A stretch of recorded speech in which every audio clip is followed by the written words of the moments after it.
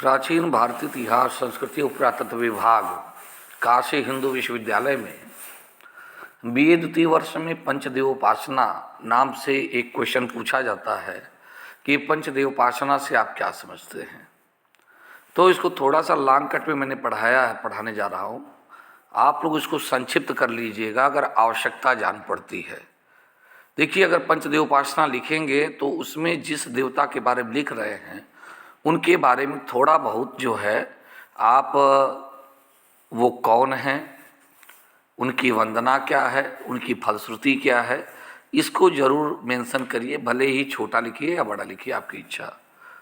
लेकिन अगर दीर्घ उत्तरी में आता है तो आप उसको 6 पेज में समाहित करने का प्रयास करिए। तो हिंदू धर्म में पंचदेव उपासना की परंपरा है।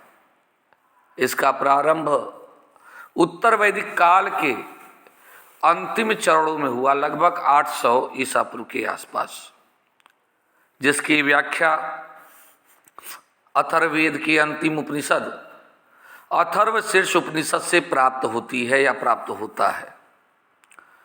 पंचदेव उपासना में प्रमुख देवगण गणेश, शिव, देवी या शक्ति, विष्णु और सूर्य हैं।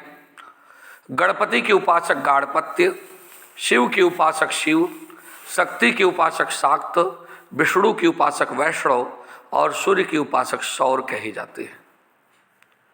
शास्त्रों में इन पंचदेवों की मान्यता पूर्ण ब्रह्म के रूप में है।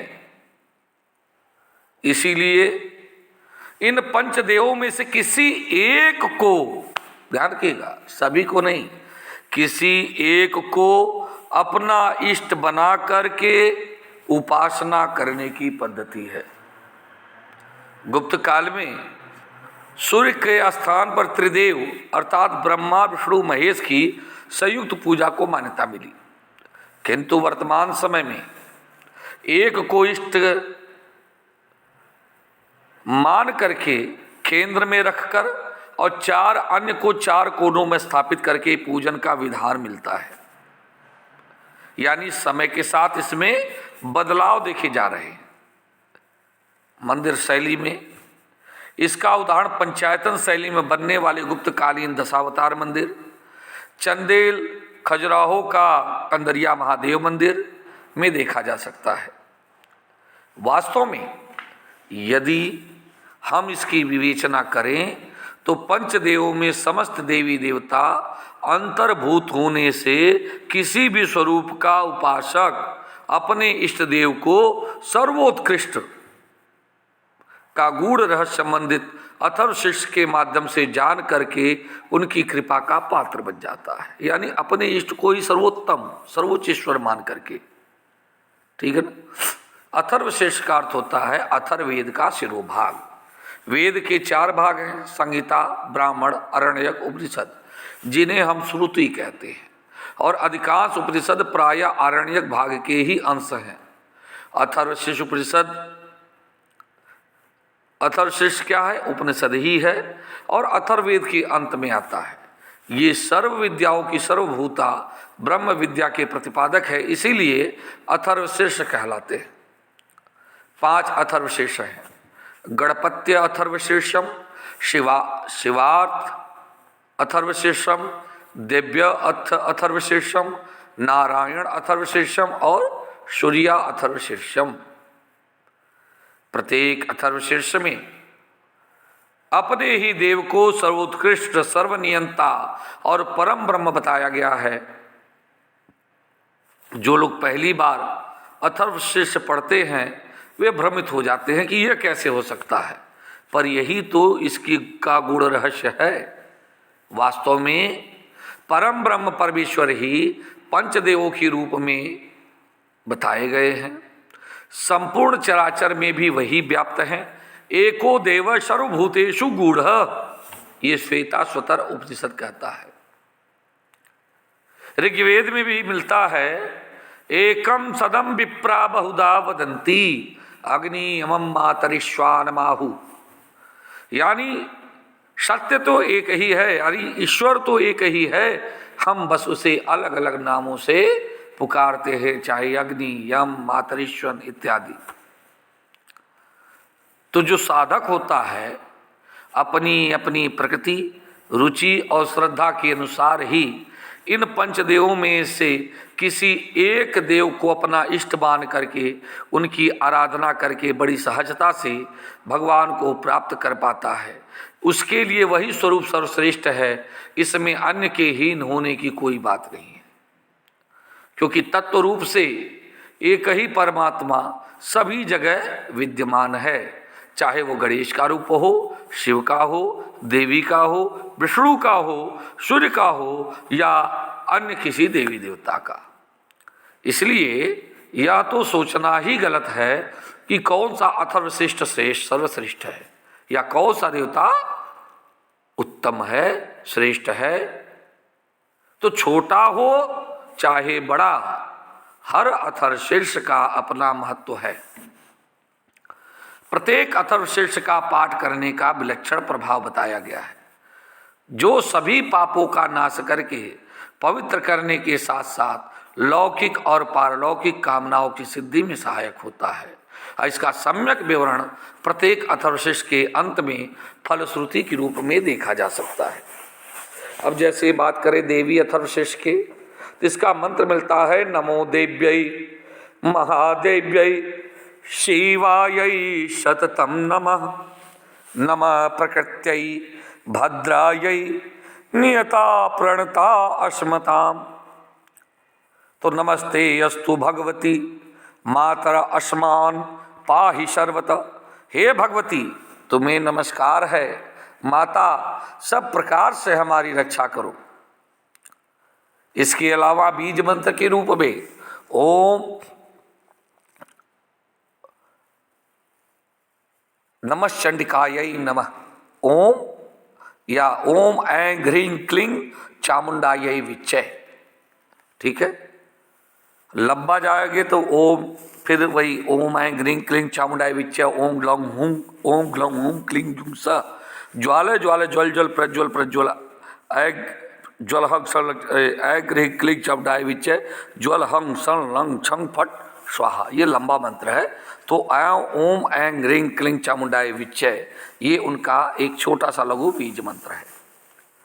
इनके बारे में ये कहा जाता है, अथर्वशीर्ष में कहा गया है कि सभी देवता देवी के पास गए, नम्रता से पूछने लगे, हे महादेवी तुम कौन हो? तो उन्होंने कहा कि मैं ब्रह्म स्वरूपा हूँ, मुझसे प्रकृति पुरुषात्मक सद्रूप और असद्रूप जगत उत्पन्न हुआ है। मैं आनंद और आनंद रूपा हूँ, मैं विज्ञान और अविज्ञान रूपा हूँ, अवश्य जानने योग्य ब्रह्म और ब्रह्म भी मैं ही हूँ, पंचीकृत और अपंचीकृत महाभूत भी मैं ही हूँ, यह सारा जो दृश्य जगत है वो सब मैं ही हूँ। वेद हो अवेद हो, विद्या अविद्या, अजा और अनजा यानी प्रकृति और उससे भिन्न, नीचे ऊपर अगल बगल जो कुछ हूँ वह मैं ही हूँ। तो यहाँ पर देवी को सर्वोच्च भाव में दिखाया गया है, सर्वनियंता के रूप में दिखाया गया है। और कहते हैं इस अथर्वशीर्ष का जो अध्ययन करता है उसे पांचों अथर्वशीर्ष के जप का फल प्राप्त होता है। जो इसका 10 बार पाठ करता है वह उसी क्षण पापों से मुक्त हो जाता है और महादेवी प्रसाद से बड़े दुष्कर संकटों को पार कर जाता है। कहते हैं इसका सायंकाल जो पाठ करता है उसके दिन में किए हुए पापों का नाश हो जाता है, और जो प्रातः काल करता है उसका रात्रि में किए गए पापों का नाश हो जाता है। तो सायं तथा प्रातः दोनों समय पाठ करने वाला निष्पाप होता है। और यदि मध्य रात्रि में तुरी संध्या के समय जब किया जाए तो ऐसे मनुष्य को वाक सिद्धि की प्राप्ति होती है। भौमाश्विनी यानी अमृत सिद्धि योग में महादेवी के सन्निधि में जप करने से व्यक्ति महामृत्यु से भी तर जाता है, और जो इस प्रकार जानता है वो महामृत्यु से भी तर जाता है। इस प्रकार यह ब्रह्म विद्या है। अब अगर हम बात करें नारायण अथर्वशीर्ष की, तो उसमें है ओम नमो भगवते वासुदेवाय। मंत्र क्या है? ओम नमो नारायणाय। ये भगवान का, नारायण का अष्टाक्षर मंत्र है। निश्चय ही जो मनुष्य भगवान नारायण के इस अष्टाक्षर मंत्र का जाप करता है वह उत्तम कीर्ति से युक्त होकर के संपूर्ण आयु तक जीवित रहता है। जीवों का आधिपत्य, धन की वृद्धि, गौ आदि पशुओं का स्वामित्व सब उसे प्राप्त होता है। तदंतर वह अमृतत्व को प्राप्त होता है और परमानंद का अनुभव करता है। यह सामवेदी उपनिषद का कथन है। सनातन पुरुष भगवान नारायण ने संकल्प किया कि मैं जीवों की सृष्टि करूं, अर्थात उन्हीं से सबकी उत्पत्ति हुई। नारायण से ही समष्टिगत प्राण उत्पन्न होता है, उन्हीं से मन, संपूर्ण इंद्रियां प्रकट होती हैं। आकाश, वायु, तेज, जल, संपूर्ण विश्व को धारण करने वाली पृथ्वी, इन सब की नारायण से उत्पत्ति होती है। नारायण से ब्रह्मा उत्पन्न होते हैं, नारायण से प्रकट होते हैं। नारायण से इंद्र का जन्म होता है, नारायण से रुद्र का, नारायण से प्रजापति, नारायण से ही 12 आदित्य प्रकट हुए, 11 रुद्र, 8 वसु, संपूर्ण छद्म यानी वेद नारायण से उत्पन्न होते हैं। तो नारायण से प्रेरित होकर वे अपने अपने कार्यों में प्रवृत्त होते हैं और अंत में नारायण में लीन हो जाते हैं। यह ऋग्वेदीय उपनिषद का कथन है। यहाँ पर भगवान नारायण को सर्वोच्च देवता मानते हुए यह कहा गया कि भगवान नारायण नित्य हैं, ब्रह्म नारायण है, शिव नारायण है, इंद्र भी नारायण है, काल भी नारायण है, दिशा भी नारायण है और विदिशाएं भी यानी जो कोण है वो भी नारायण है। ऊपर भी नारायण, नीचे भी नारायण, भीतर और बाहर सब जगह नारायण है। जो कुछ हो चुका है तथा जो कुछ हो रहा है या होने वाला है, यह सब भगवान नारायण है। एकमात्र नारायण ही निष्कलंक, निरंजन, निर्विकल्प और अनिर्वचनीय और विशुद्ध देव हैं। उनके सिवा कोई दूसरा नहीं। जो इस प्रकार जानता है वह विष्णु को का हो जाता है। वह विष्णु का जब हो जाता है तो वैकुंठ लोक को प्राप्त होता है। यह यजुर्वेदी उपनिषद का प्रतिपादन है। तो भगवान नारायण का यह जो पाठ करता है प्रातःकाल, पुरुष रात्र में किए पाप का नाश कर डालता है और सायंकाल भी इसका पाठ करने वाला मनुष्य दिन में किए पाप का नाश कर डालता है।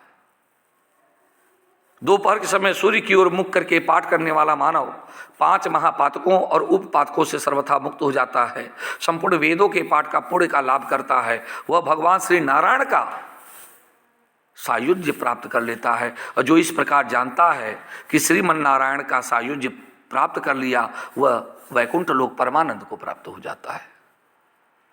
सूर्यथर शिष्य की बात करें तो 6 स्वरों पर आरूढ़ बीज के साथ 6 अंगों वाले लाल कमल पर स्थित 7 घोड़ों पर सवार हिरण्यवर्ण चतुर्भुज तथा चारों हाथों में क्रमशः 2 कमल और वर और अभय मुद्रा धारण किए काल चक्र के प्रणेता श्री सूर्य नारायण को जो इस प्रकार जानता है, निश्चय पूर्वक वह ब्रह्म वेत्ता है। इसका मंत्र है ओम भूर्भुवः स्वः ओम तत्सवितुर्वरेण्यं भर्गो देवस्य धीमहि धियो यो न प्रचोदयात्। सूर्य नारायण का अष्टाक्षर महामंत्र है ओम घृणिः सूर्य आदित्योम। भगवान सूर्य नारायण संपूर्ण जंगम स्थावर जगत की आत्मा है। निश्चय पूर्वक सूर्यदेव से ही सारे भूत उत्पन्न होते हैं। सूर्यदेव से ही यज्ञ, बादल, अन्न, बल, वीर्य, आत्मा यानी चेतना का आविर्भाव होता है। हे आदित्य, आपको हमारा नमस्कार है। आप ही केवल कर्ता हैं, ब्रह्म हैं। आप ही विष्णु हैं, रुद्र हैं। आप ही प्रत्यक्ष ऋग्वेद हैं। आप ही प्रत्यक्ष यजुर्वेद हैं। आप ही सामवेद हैं। आप ही प्रत्यक्ष अथर्ववेद हैं। आप ही समस्त छंद स्वरूप हैं। आदित्य से वायु उत्पन्न होती है, आदित्य से भूमि उत्पन्न होती है, आदित्य से जल उत्पन्न होता है, आदित्य से ज्योति यानी अग्नि उत्पन्न होती है, आदित्य से आकाश और दिशाएं उत्पन्न होती हैं, आदित्य से देवता उत्पन्न होते हैं, आदित्य से वेद उत्पन्न होते हैं। निश्चय ही ये आदित्य देवता ही इस ब्रह्मांड मंडल को तपाते यानी गर्मी प्रदान करते हैं। इसलिए ये आदित्य ही ब्रह्म है। आदित्य मन, बुद्धि, चित्त, अहंकार रूप हैं। शब्द, स्पर्श, रूप, रस, गंध ज्ञानेंद्रियों के 5 विषय हैं। वचन, आदान, गमन, मलत्याग, आनंद कर्म इंद्रियों के 5 विषय हैं। आनंदमय, ज्ञानमय, विज्ञानमय आदित्य देव ही हैं। उन मित्र देवता एवं सूर्यदेव को नमस्कार है। प्रभो, आप मृत्यु से मेरी रक्षा करो। दीप्तमान तथा विश्व के कारण रूप सूर्य नारायण को नमस्कार है। सूर्य से संपूर्ण चराचर जीव उत्पन्न होते हैं। सूर्य के द्वारा ही उनका पालन होता है और अंत में सूर्य के द्वारा में ही वो लय को प्राप्त होते हैं। तो सूर्य नारायण हैं, वही मैं भी हूँ। सविता देवता हमारे नेत्र हैं। जो पर्वत नाम से प्रसिद्ध हैं वे सूर्य ही हमारे चक्षु हैं। धाता नाम से प्रसिद्ध यानी सबको धारण करने वाले आदित्य देव हमारे नेत्रों को दृष्टि शक्ति प्रदान करके धारण करें। हम सहस्त्र किरणों से मंडित भगवान सूर्य नारायण का ध्यान करते हैं वे सूर्यदेव हमें प्रेरणा प्रदान करें। अब इसका फलश्रुति है कि जो इस मंत्र का प्रतिदिन जप करता है वह ब्रह्मवेत्ता वही ब्राह्मण होता है। सूर्य नारायण की ओर मुख करके इसे जपने से महाव्याधि की भय से मुक्त हो जाता है, उसका दारिद्र्य नष्ट हो जाता है। मध्याह्न में सूर्य की ओर मुख करके इसका जप करें। इस प्रकार करने से मनुष्य सद्य उत्पन्न 5 महापातकों से छूट जाता है। और यह सावित्री विद्या है, जिस किसी अपात्र से कुछ भी प्रशंसा यानी इसकी परिचर्चा न करें। जो महाभाग इसका पाठ प्रातःकाल पाठ करता है वह भाग्यवान हो जाता है। इसे गौ इत्यादि पशुओं का लाभ होता है। वह वेद के अभिप्राय को जानने वाला, इसका त्रिकाल जप करने से सैकड़ों यज्ञों का फल प्राप्त होता है। तो सूर्यदेव की हस्त नक्षत्र में रहते शम यानी अश्विन माह में इसका जो जप करता है वह महामृत्यु से भी तर जाता है। इस प्रकार यह ब्रह्म विद्या है। अब हम बात करेंगे शिव अथर्व शीर्ष की। इसका पंचाक्षर मंत्र है ओम नमः शिवाय और बीज मंत्र है ओम ह्रौं ग्लौं क्लिंग जुंग सा ज्वाल। ये नहीं, इसका बीज मंत्र है ओम त्र्यंबकम यजामहे सुगंधिम पुष्टिवर्धनम उर्वारुकमेव वंदनात् मृत्युर्मुक्षीय मामृतात्। ठीक है। एक समय देवगण घूमते घूमते स्वर्गलोक में गए। वहां जाकर रुद्र से पूछने लगे आप कौन हैं। रुद्र भगवान ने कहा मैं एक हूँ, मैं भूत भविष्य और वर्तमान काल में हूँ। ऐसा कोई नहीं जो मुझसे रहित हो, जो अत्यंत गुप्त है, जो सभी दिशाओं में रहता है, वह सब मैं हूँ। मैं नित्य अनित्य रूप, व्यक्त रूप अव्यक्त रूप, ब्रह्म रूप अब्रह्म रूप, पूर्व पश्चिम उत्तर दक्षिण दिशा रूप, ऊपर नीचे दिशा प्रतिदिशा, पुमान अपमान अपमान, स्त्री गायत्री सावित्री तिष्ठुप, जगति अष्टनुष अनुष्टुप छंद, गार्हपत्य दक्षिणाग्नि आह्वयानी आह्वनीय, सत्य गौ गौरी ऋज, यजु शाम अथर्व अंगिरस, ज्येष्ठ श्रेष्ठ, वरिष्ठ जल तेज गुह्य अरण्य अक्षर क्षर, पुष्कर पवित्र उग्र मध्य बाह्य अग्रिम। यह सब तथा ज्योत रूप में मैं ही हूँ। मुझको सब में रमा हुआ जानो। जो मुझको जानता है वह सब देवों को जानता है और अंगों सहित सब वेदों को भी जानता है। मैं अपने तेज से ब्रह्म को ब्राह्मण से, गौ को गौ से, ब्राह्मण को ब्राह्मण से, हविष्य को हविष्य से, आयुष को आयुष से, सत्य को सत्य से और धर्म को धर्म से तृप्त करता हूँ। तब देवता उनकी वंदना करते हुए कहते हैं कि सबके हृदय में देवताओं का, प्राणों का तथा उनके वास है। जो नित्य 3 मात्राएं हैं आप उनके परे हो। उत्तर में मस्तक, दक्षिण में पाद। जो उत्तर में है वही ओंकार रूप, वही प्रणव रूप, वही प्रणव है, वही सर्वव्यापी रूप है। जो सर्वव्यापी है वही अनंत रूप है। जो अनंत रूप है वही तार रूप है। जो तार रूप है वही शुक्ल रूप है। जो शुक्ल रूप है वही सूक्ष्म रूप है। जो सूक्ष्म रूप है वह विद्युत रूप है। जो विद्युत रूप है वही परम ब्रह्म रूप है। जो परम ब्रह्म रूप है वही एक रूप है। जो एक रूप है वही रुद्र रूप है। जो रुद्र रूप है वही ईशान रूप है। जो ईशान रूप है वही भगवान महेश्वर हैं।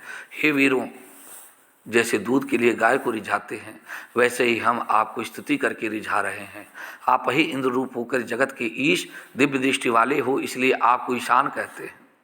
आपको भगवान महेश्वर कहते हैं। इसका कारण यह है कि आप भक्तों को ज्ञान से युक्त करते हो, उनके ऊपर अनुग्रह करते हो, उनके लिए वाणी का प्रादुर्भाव तिरोभाव करते हो। सब भावों को त्याग करके आत्मज्ञान से, योग के ऐश्वर्य से अपनी महिमा में विराजते हो, इसलिए आपको भगवान महेश्वर कहते हैं। ऐसा यह रुद्र चरित्र है।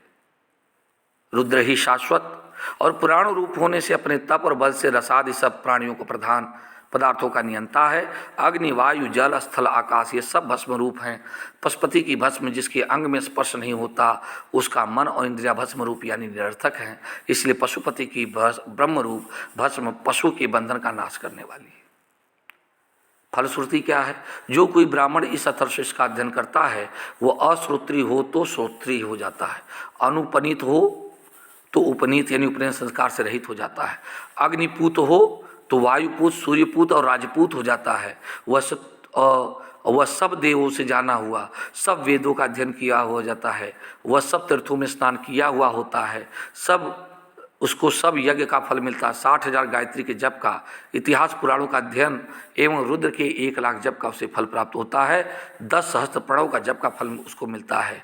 उसके दर्शन से मनुष्य पवित्र होता है। यह पूर्व में 7 पीढ़ी के पुरुषों को तारता है, यानी पूर्व में जो भी 7 पीढ़ी के पुरुष हैं, पूर्वज हैं, उनको तारता है। अंतिम है गणेश अथर्वशीर्ष मंत्र है श्री गणेशाय नमः, यानी हे देवता महागणपति आपको मेरा प्रणाम।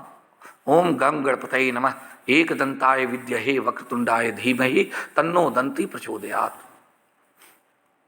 भगवान गणेश एक दंत 4 भुजाओं वाले हैं, जिसमें वो पास अंकुश दंत वर मुद्रा रखते हैं। उनकी ध्वज पर मूषक है, यह लाल वस्त्रधारी हैं, चंदन का लेप लगा है, लाल पुष्प धारण करते, सभी की मनोकामना पूरी करने वाले, जगत में सभी जगह व्याप्त हैं, सृष्टि के रचयिता हैं। जो इनका ध्यान सच्चे हृदय से करे वो महायोगी है। हे गणेश तुम्हें प्रणाम हो, तुम ही सजीव प्रत्यक्ष रूप हो, तुम ही कर्म हो, तुम ही करता हो, तुमेव करता, तुमेव भरता, तुम ही सबका पालन पोषण करने वाले, तुमेव क्या है, तुम ही धारण करने वाले और तुम ही सबका हरण करने वाले संहारी हो। तुम में ही समस्त ब्राह्मण या ब्रह्मांड व्याप्त है, तुम ही एक पवित्र साक्षी हो।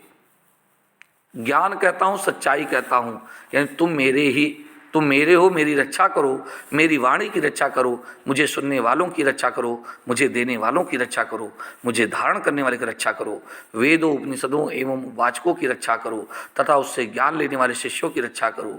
चारों दिशाओं पूर्व पश्चिम उत्तर दक्षिण में संपूर्ण जगत में रक्षा करो। फलश्रुति क्या है, यह पाठ जो करता है वह विघ्नों से दूर होता है, सदैव सुखी हो जाता है, पंच महापाप से दूर हो जाता है। संध्या में पाठ करने से दिन के दोष दूर होते हैं, प्रातः पाठ करने से रात्रि के दोष दूर होते हैं, हमेशा पाठ करने वाला दोष रहित हो जाता है, साथ ही धर्म अर्थ काम एवं मोक्ष पर विजयी बनाता है। इसका 1000 पाठ करने पर उपासक सिद्धि प्राप्त करके योगी बनता है।